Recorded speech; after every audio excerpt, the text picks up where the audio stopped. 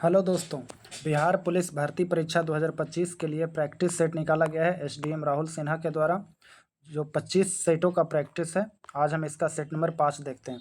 अगर इस सेट का आपको पीडीएफ चाहिए तो कमेंट में मैंने इसका टेलीग्राम का लिंक दे रखा है, वहाँ से जाके आप पीडीएफ डाउनलोड करके सेट मार सकते हैं। तो पहला क्वेश्चन देखते हैं। न्यूजीलैंड देश के प्रधानमंत्री जो थे 16 से 20 मार्च 2025 तक भारत दौरे पर आए थे। तो न्यूजीलैंड देश के प्रधानमंत्री कौन थे?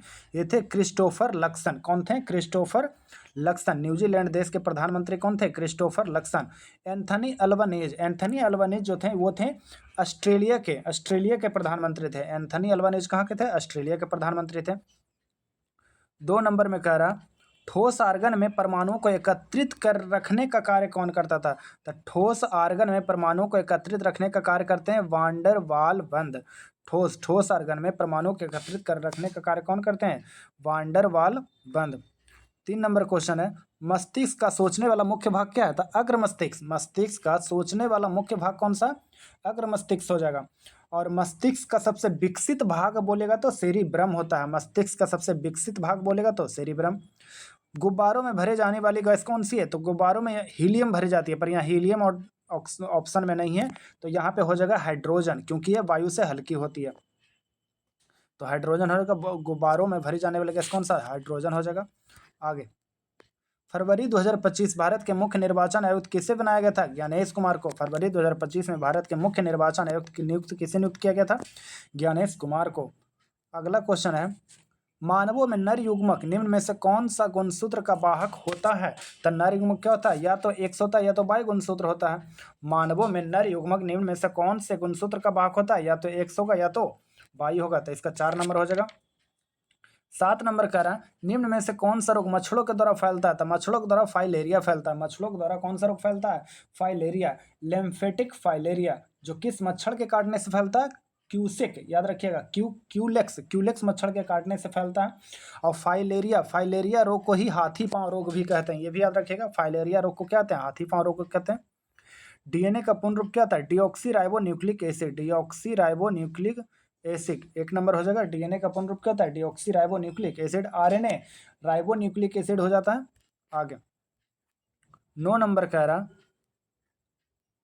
मुकुलन द्वारा प्रजनन होता है किस में? था हाइड्रा में। हाइड्रा में मुकुलन द्वारा प्रजनन होता है। हाइड्रा में क्या था? मुकुलन द्वारा प्रजनन होता है। हाइड्रा जो है सेलिनटेट्रा संघ के जीव है। हाइड्रा किस संघ का जीव है? सेलिनटेट्रा संघ का जीव होता है। आगे 10 नंबर कह रहा, मानव शरीर में वसा का पाचन मुख्यतः कहाँ होता था? वसा का पाचन छोटी आंत में होता है। वसा का पाचन कहाँ होता है? छोटी आंत में। छोटी आंत में पीत और अग्नाशय इस वसा को पचाने में मदद करता है। छोटी आंत में कौन पचाता है? पीत और अग्नाशय वसा को पचाने में मदद करता है। और कार्बोहाइड्रेट का पाचन मुख गुहा से होता है, मतलब मुंह से ही शुरू हो जाता है कार्बोहाइड्रेट का पाचन। अगला क्वेश्चन है, टेस्टस में से कौन सा हार्मोन मुक्त किया जाता था? टेस्टोस्टेरोन। 1 नंबर हो जाएगा। टेस्टस से कौन सा हार्मोन कहता है? टेस्टोस्टेरोन। अगला 12 नंबर कह रहा, निम्न विभवांतर की प्रतिवर्ती धारा को उच्च विभवांतर की प्रतिवर्ती धारा में बदलने के लिए प्रयुक्त होता है। तो ये कौन सा जगह? उच्च या ऊंचाई ट्रांसफार्मर। ऊंचाई याद रखिएगा। उच्च विभवांतर से निम्न विभवांतर में बदलने के लिए ऊंचाई ट्रांसफर।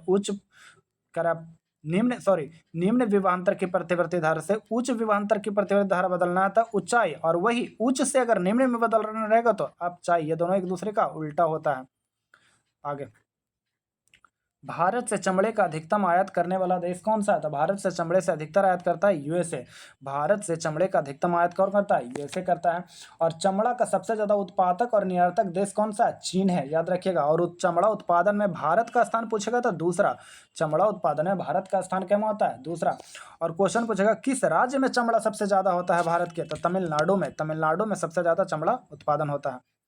प्रजनन की प्रक्रिया के दौरान उत्पन्न होने वाली भिन्नताएं हो सकती है किसके कारण? वंशागत के कारण। याद रखिएगा, प्रजनन की प्रक्रिया में होने वाली भिन्नताएं किसके कारण हो सकती है? वंशागत के कारण। आवर्त सारणी में लंबवत खाने को क्या बोलते हैं? तो समूह बोलते हैं। आवर्त सारणी में लंबवत खाने को क्या बोलते हैं? समूह बोलते हैं। और क्षैतिज कतार में जो रहता है, आवर्त सारणी में जो क्षैतिज रहेगा उसको आवर्त बोलते हैं। आवर्त सारणी में जो क्षैतिज रहेगा उसको क्या बोलते हैं? आवर्त बोलते हैं। आगे, जब किसी वस्तु को अवतल दर्पण के अनंत पर रखा जाता है तो उसका प्रतिबिंब निर्मित होता है किस पर? फोकस पर होता है। ये तो इजी था। जब किसी वस्तु को अवतल दर्पण के अनंत पर रखा जाएगा तो उसका प्रतिबिंब क्या होगा? निर्मित कहाँ होगा? फोकस पर होगा। आगे, KMnO4 में मैग्नीज की ऑक्सीकरण संख्या कितनी है? तो KMnO4 में मैग्नीज की ऑक्सीकरण संख्या +7। KMnO4 में मैग्नीज की ऑक्सीकरण संख्या कितनी है? +7। अगला 18 नंबर क्वेश्चन करा, अनुप्रस्थ तरंग में माध्यम के कण, अनुप्रस्थ तरंग में माध्यम के कण क्या होते हैं? लंबवत दिशा में संचरण की दिशा में कंपन करते हैं। अनुप्रस्थ तरंग में जो है माध्यम के कण लंबवत दिशा में संचरण की दिशा में कंपन करते हैं। 1 नंबर हो जाएगा इसका। रेडियो एक्टिव परिवर्तन नियम का अनुसरण करते हैं। कौन सा? द्रव्यमान ऊर्जा का संरक्षण नियम। याद रखिएगा, रेडियो एक्टिव परिवर्तन नियम का अनुसरण किसका करता है? द्रव्यमान ऊर्जा का संरक्षण नियम का।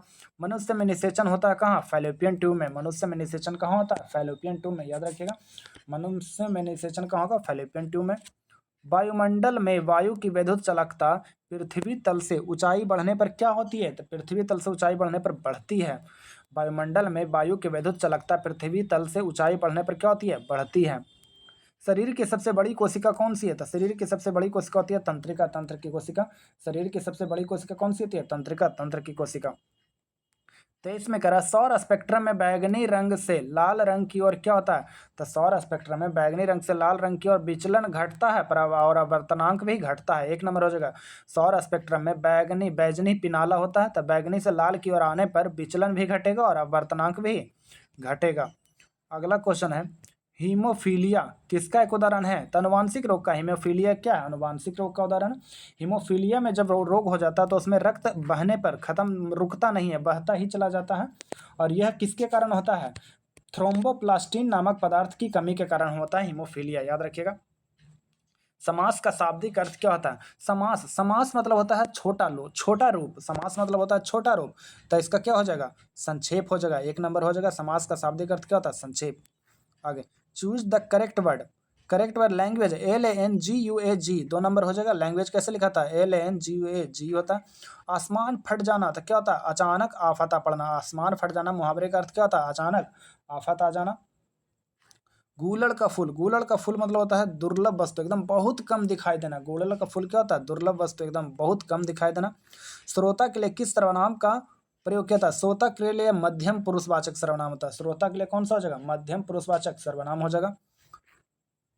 नेसेसरी कैसे लिखाएगा? नेसेसरी लिखता है NECESSARY, तो पहला नंबर ही हो जाएगा NECESSARY। नेसेसरी मतलब आवश्यक एकदम।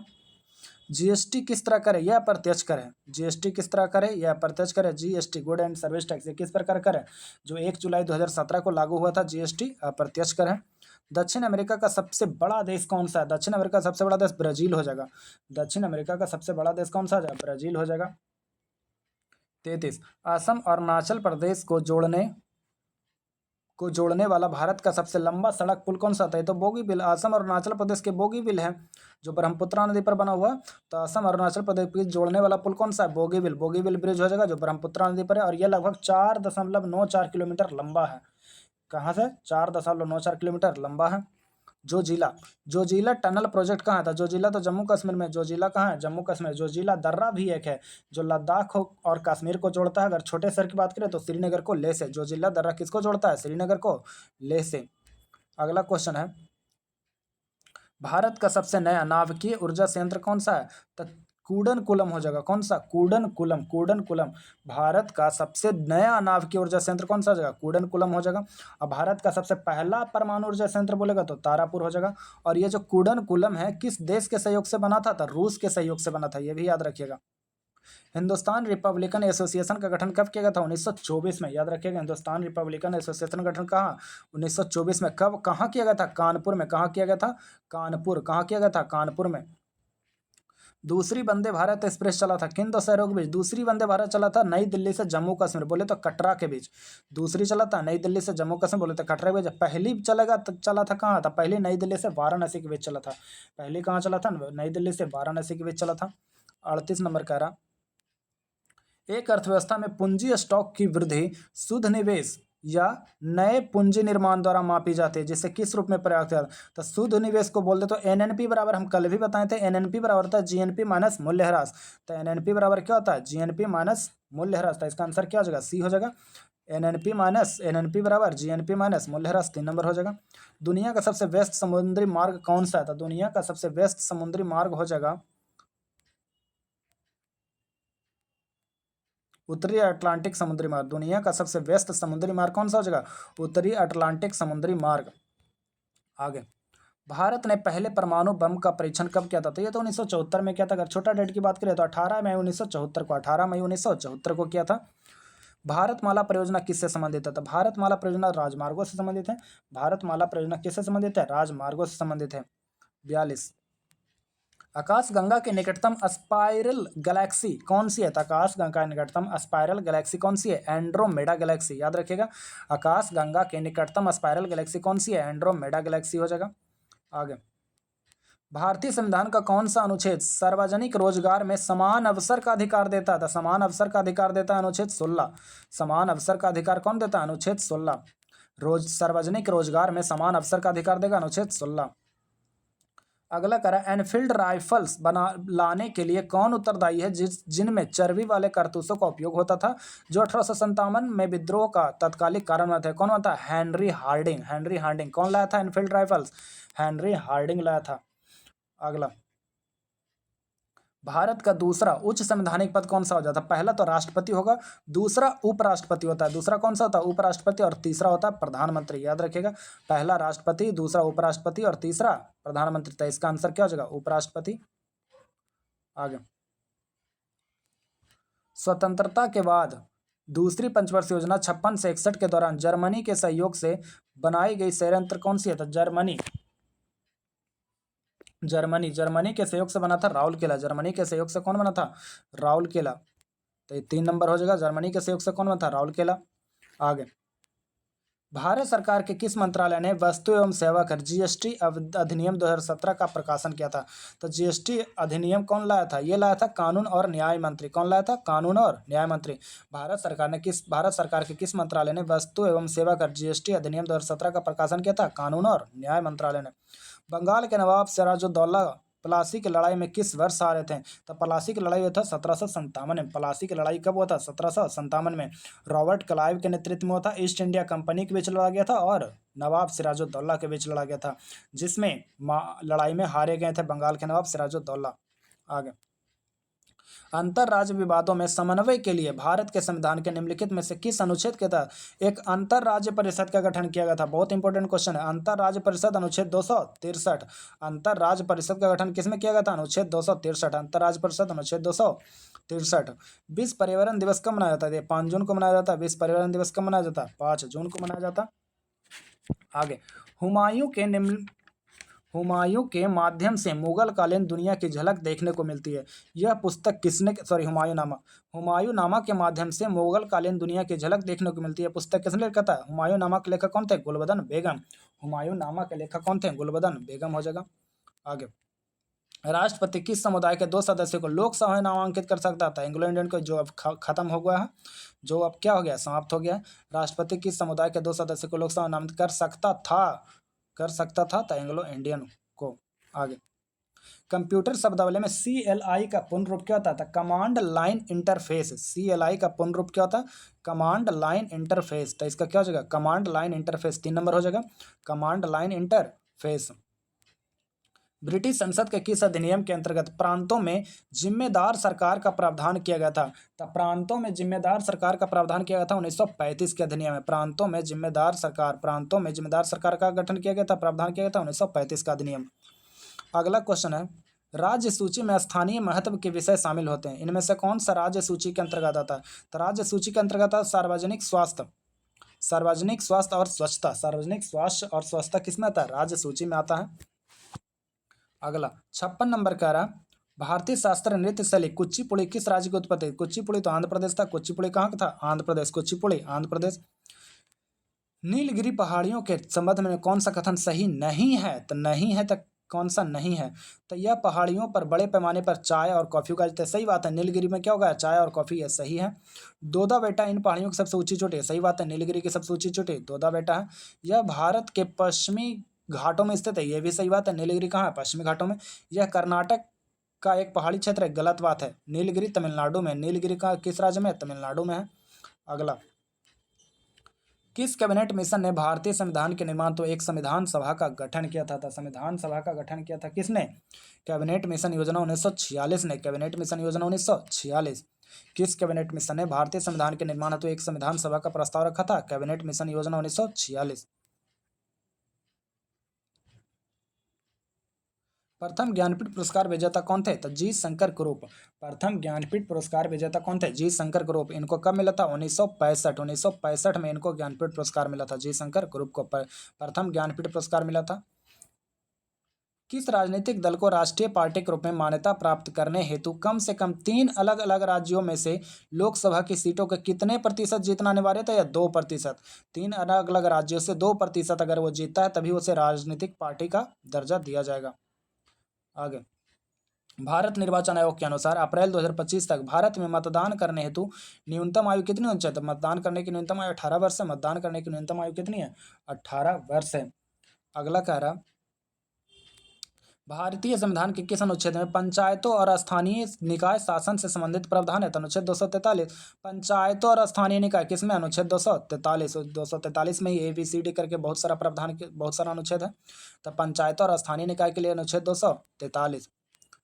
भारत के राष्ट्रपति बनने से पहले इनमें से किसे भारत रत्न पुरस्कार से सम्मानित किया था? एस राधा कृष्णन को। एस राधा कृष्णन को राष्ट्रपति बनने से पहले ही भारत रत्न पुरस्कार से सम्मानित किया गया था, एस राधा कृष्णन को। अगला क्वेश्चन कह रहा,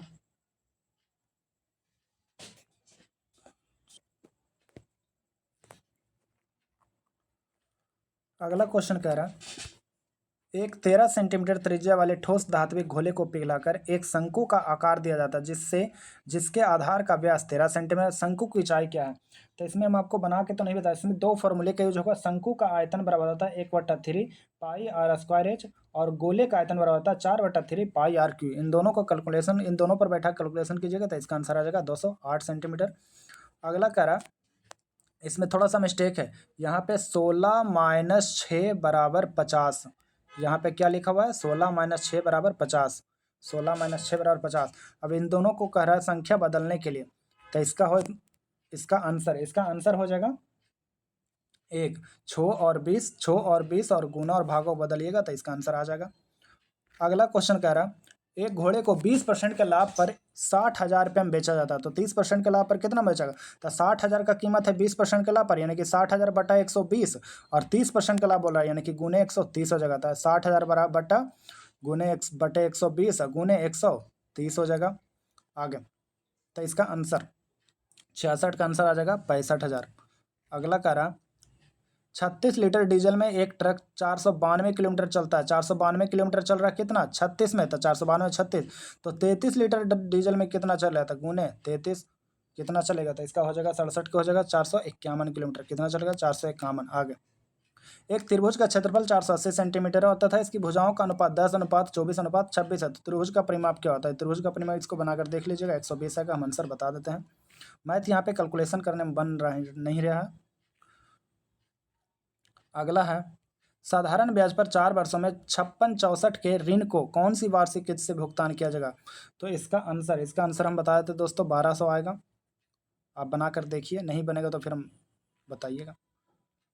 आगे, cot 15 cot 25 cot 45 cot 75 cot 65 का मान क्या होता है? cot 15 + 75 जोड़ेंगे cot 90, cot 25 + 45 25 + 65 जोड़ेंगे 90 हो जाएगा, cot 45। तीनों का मान होता है 1 × 1 × 1 आएगा, इसका आंसर क्या आ जाएगा? 1 आ जाएगा। आगे, एक दुकानदार को एक निवेश पर 10% का लाभ होता है, दूसरे पर 20% की हानि होती है, तो दोनों निवेशों में 2:3 है, तो संयुक्त हानि क्या होगी? तो दोनों में 2:3 3 है, यानी कि इसको 200 300 मान लीजिए। तो 200 में 10% का लाभ हो रहा है, यानी कि 20 रुपये का लाभ हो रहा है। और दूसरे में 300 में 20% की हानि है, 300 का 20% 60 रुपये की हानि हो रही है। तो 20% का 20 रुपये का लाभ, 60 रुपये का हानि, अभी भी 40 रुपये का हानि ही हो रहा है। तो 500 रुपया में 500 में 40 रुपये की हानि हो रही है। तो 500 का 40% कितना है, तो ये 8% हो जाएगा आंसर। आगे, एक घन का कुल पृष्ठीय क्षेत्रफल 1536 मीटर स्क्वायर दिया, तो इसका आयतन क्या होगा। तो कुल पृष्ठीय क्षेत्रफल 1536 दिया, यानी कि 6 गुने भुजा स्क्वायर बराबर 1536। तो इस तरह से भुजा निकल जाएगा 16 मीटर। फिर उसके बाद घन का आयतन होता है भुजा क्यू, 16 के क्यू कर देंगे तो हो जाएगा 40, 96 हो जाएगा। अगला 73 नंबर कह रहा, 5 पुरुषों का औसत वजन 3 किलो कम हो जाता है जब उसमें से 150 किलो वजन वाले एक व्यक्ति की जगह पर दूसरे व्यक्ति को रखा जाता है। तो नए व्यक्ति का वजन क्या था। तो 5 पुरुष मिलकर, पांचों पुरुष का 3-3 किलो कम रहा, तो टोटल कितना कम रहा, 15 किलो घट कम रहा। तो 150 वाला आदमी चल गया, 15 किलो घट गया, तो कितना वाला आया होगा, 135 वाला आया होगा। आगे 55 यहाँ पे गलती से दिया हुआ है। दो संख्याओं का लघुत्तम समवर्तक 120 है, तो वे संख्याएं 3:8 के अनुपात में, तो वे संख्याओं का योग क्या होगा। उन संख्याओं का योग जो भी होगा वो 8:3 के अनुपात में बंटना चाहिए, यानी कि 8 3 11, 11 से कटना चाहिए। 11 से कटने वाला कौन सा, एक ही आंसर है ये। वृद्धि का सही विलोम क्या है। वृद्धि मतलब वृद्धि का उल्टा हो जाएगा क्षय। वृद्धि का उल्टा क्या होता है, क्षय। वृद्धि का उल्टा क्या हो जाएगा, क्षय हो जाएगा। किसान कॉल सेंटर का शुभारंभ कब किया गया था। किसान कॉल सेंटर आया था 21 जनवरी 2004 को। किसान कॉल सेंटर का शुभारंभ कब किया था, 21 जनवरी 2004 को। कवि शब्द का स्त्रीलिंग स्वरूप है, तो कवि का होता है कव इत्री। कवि का स्त्रीलिंग क्या होता है, कव इत्री। कवि का स्त्रीलिंग क्या होता है, कव इत्री। अगला, मीथेन CH4 में किस प्रकार का बंध। मीथेन में तो एकल बंध होता है। मीथेन में कैसा बंध होता है, एकल बंध। मीथेन CH4 में किस प्रकार का बंध होता है, एकल बंध होता है। निम्नलिखित में से किस में साइट्रिक एसिड प्रचुर मात्रा होता है। साइट्रिक एसिड खट्टे पदार्थों में पाया जाता है, जैसे नींबू, संतरा, इस समय साइट्रिक एसिड पाया जाता है। तो साइट्रिक एसिड किस में, खट्टे में। कुकिंग गैस में 90% से अधिक क्या होता है। तब ब्यूटेन और प्रोपेन ही रहता है, जिसमें 90%, तो उसमें क्या होता है, ब्यूटेन ही होता है। कुकिंग गैस में 90% क्या होता है, ब्यूटेन ही होता है। कौन सा, इसका आंसर 4 हो जाएगा। लाफिंग गैस क्या होता है, नाइट्रस ऑक्साइड। लाफिंग गैस क्या होता है, नाइट्रस ऑक्साइड। 1 नंबर हो जाएगा। लाफिंग गैस क्या है, एक नाइट्रस ऑक्साइड है। आगे 82 कह रहा है, स्वास्थ्य के लिए सबसे अधिक उपयुक्त आर्द्रता। तो स्वास्थ्य के लिए आर्द्रता होनी चाहिए 50%। स्वास्थ्य के लिए आर्द्रता कितनी होनी चाहिए, 50% होनी चाहिए। आगे, निम्न में से किस नदी को कोयला ढोने वाली नदी कहा जाता है। तो कोयला ढोने वाली नदी कहते हैं राइन नदी को। सबसे व्यस्त नदी यह यूरोप की नदी है, जो सबसे व्यस्त नदी है, जिस सबसे ज़्यादा जो व्यापार होता है समुद्री मार्ग के द्वारा ही होता है। आगे, लोक लेखा समिति का अध्यक्ष कौन होता है। लोक लेखा समिति में लोकसभा में विपक्षी पार्टी का नेता होता है। लोक लेखा समिति का अध्यक्ष होता है कौन, लोकसभा में विपक्षी पार्टी का नेता होता है। राजस्थान की पाकिस्तान से लगी सीमा की लंबाई कितनी है। तो राजस्थान से पाकिस्तान की सीमा से लगी लंबाई है 1070। कितनी है, 1070। राजस्थान की पाकिस्तान से सीमा से लगी लंबाई कितनी है, 1070। आगे, बिहार के लिए सर्वाधिक प्राचीन साहित्यिक स्रोत क्या है, अथर्ववेद हो जाएगा, याद रखिएगा। बिहार के लिए सर्वाधिक प्राचीन साहित्यिक स्रोत क्या हो जाएगा, अथर्ववेद हो जाएगा। निम्न में से किस रंग की किरणों का विक्षेपण सबसे कम होता है। तो विक्षेपण सबसे कम होता है, यानी कि तरंगदैर्घ्य ज्यादा होता है। तो तरंगदैर्घ्य ज्यादा किसका होता है, लाल का। विक्षेपण कम, तरंगदैर्घ्य ज्यादा। विक्षेपण जितना कम होगा तरंगदैर्घ्य उतना ज्यादा। तो विक्षेपण कम होगा लाल का, क्योंकि तरंगदैर्घ्य इसका ज्यादा होता है। आगे, निम्न में से किस वर्ष भारतीय जूट निगम की स्थापना की गई थी। तो भारतीय जूट निगम की स्थापना 1971 में हुआ था। भारतीय जूट निगम की स्थापना कब हुआ था, 1971 में हुआ था, याद रखिएगा। आगे, निम्न में से कौन सा बीमारी H1N1 विषाणु कारण। H1N1 से स्वाइन फ्लू फैलता है। H1N1 से कौन सा बीमारी फैलता है, स्वाइन फ्लू। तो इसका क्या हो जाएगा, 1 नंबर ऑप्शन हो जाएगा। अगला क्वेश्चन है, किस विटामिन का रसायन है फॉलिक अम्ल। फॉलिक अम्ल विटामिन B9। फॉलिक अम्ल किस विटामिन का नाम है, B9 का। फॉलिक अम्ल विटामिन B9 का है। संपूर्ण भारत जो है संपूर्ण प्रभुत्व संपन्न गणराज्य बना था कब, 26 नवंबर 1949 को। भारत जो है संपूर्ण प्रभुत्व संपन्न गणराज्य कब बना था, 26 नवंबर 1949 को बना था। आगे 92, भाषा के आधार पर गठित होने वाला भारत का प्रथम राज्य कौन सा, आंध्र प्रदेश। भाषा के आधार पर गठित होने वाला भारत का प्रथम राज्य कौन सा हो जाएगा, आंध्र प्रदेश हो जाएगा। अगला क्वेश्चन कह रहा,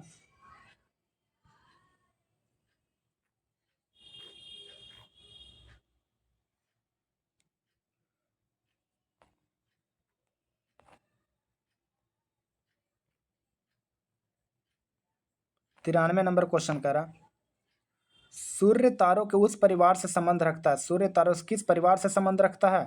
तो रेड ज्वाइंट, रेड ज्वाइंट। सूर्य जो है तारे से किस प्रकार से परिवार से संबंध रखता है? रेड ज्वाइंट से क्वेश्चन कटा हुआ था।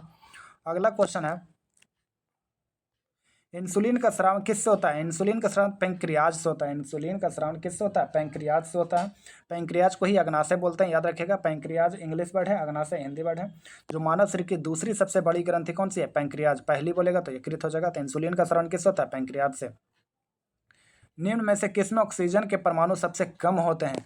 तो ऑक्सीजन के परमाणु सबसे कम किसमें होते हैं? लिपिड्स में। याद रखिएगा, ऑक्सीजन के परमाणु सबसे कम किसमें होता है? लिपिड्स में। प्रधानमंत्री नरेंद्र मोदी ने महिला सशक्तिकरण के लिए किसके साथ किसकी जो है बीमा सखी योजना शुरू की थी? एलआईसी की। किसकी रखी थी? एलआईसी के तहत एलआईसी बीमा सखी योजना। प्रधानमंत्री नरेंद्र मोदी ने महिला सशक्तिकरण के लिए एलआईसी की बीमा सखी योजना की थी। इसका क्या हो जाएगा? एलआईसी हो जाएगा। बिहार के पहले ड्राई पोर्ट का उद्घाटन कहाँ किया जा रहा था? पटना में, बिहटा, पटना के बिहटा में। याद रखिएगा, बिहार के पहले ड्राई पोर्ट का उद्घाटन कहाँ किया जा रहा है?